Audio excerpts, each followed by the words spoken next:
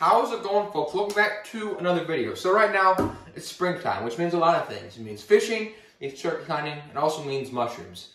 Haven't had much luck with either of the previous two, so we're going to go with the third bet, which is mushrooms. So the other day, my dad found a couple of possibly, the world's smallest morel mushrooms. But we found a couple, which is good, because these things taste pretty good. So I'm going to show you guys how to cook them today. And yeah, it should be pretty good, so let's get started. So yeah, pretty much all you're going to need is some morel mushrooms and some unsalted butter. So what you want to do, I like to use the cast iron just because it holds flavor really well. So start your cast iron. Need about 2 tablespoons of butter or so. You know, more butter never really hurt anybody, but just kind of give her some. Oh yeah, and I also forgot to mention, you want to wash these mushrooms before you cook them, because they might have bugs and gross stuff on them. We don't want to eat those. So, start your pan, drop the old butter in there. Oh yeah. And yeah, so I'm not going to season them beforehand because they have a lot of flavor on their own. I'm going to sprinkle some sea salt on them after we're done. Oh yes, this is looking really good. So yeah, in the past we haven't actually had much luck with finding mushrooms, but we found a couple this year, so I'm excited to cook some. We only got some from friends and stuff, but haven't cooked many that we've actually found. So, let's see, spatula.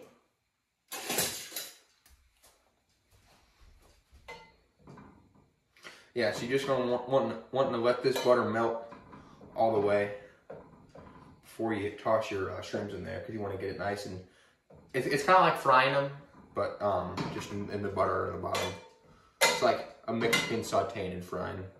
Yeah, so while the butter's melting, as you guys can see, I split most of them in half just because it gives you more bites and makes it easier to cook and see if there's anything inside there. But a couple are so small that like can't really split that in half. But yeah, I'll leave the stems on there just it's easier. You can chop them off later, but it kind of gives the spatula something more to grab too. Butter's getting melted down here. Alright, here we go. So as you can see, our butter's all melted out here. Now we're just going to take the shrooms and pop them on in there. Oh yeah. Oh, you know when it starts to sizzle like that, you know it's going to be good.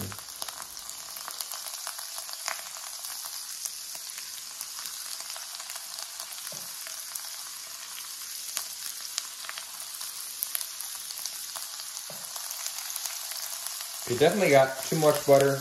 Well, that's not possible, but definitely got a little too big of a pan for this, but that's all right. You just don't want to cover more than the bottom of the pan can handle. That's the important part. You want to let them all have room to sizzle. I'm going to plop a grease screen over the butter. That way I don't get splashed, and then save some points on my mom's kitchen for not getting grease everywhere. Just kind of cooking them and flipping them until they get kind of crispy and brown all the way through. Basically, you just want to cook them.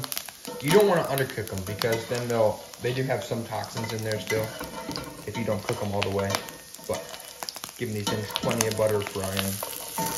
This guy's probably, imagine that guy's done since he's the world's smallest morel. Yeah, these guys are doing good. Just giving them some.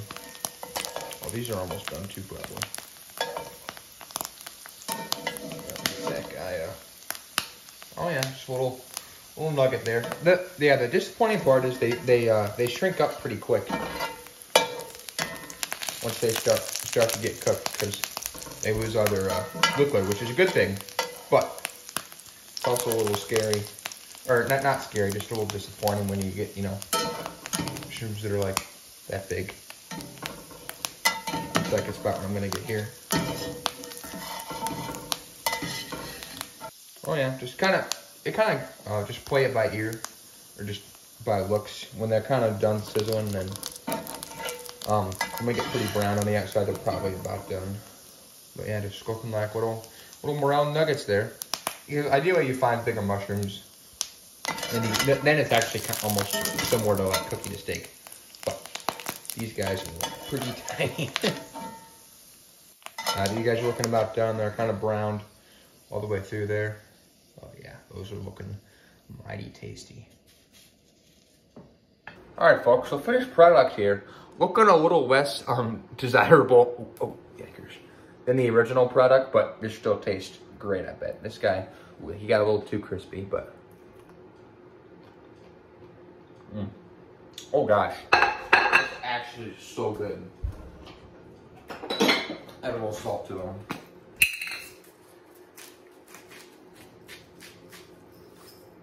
Oh, that's crispy and earthy. Oh boy, what do we get ourselves into here?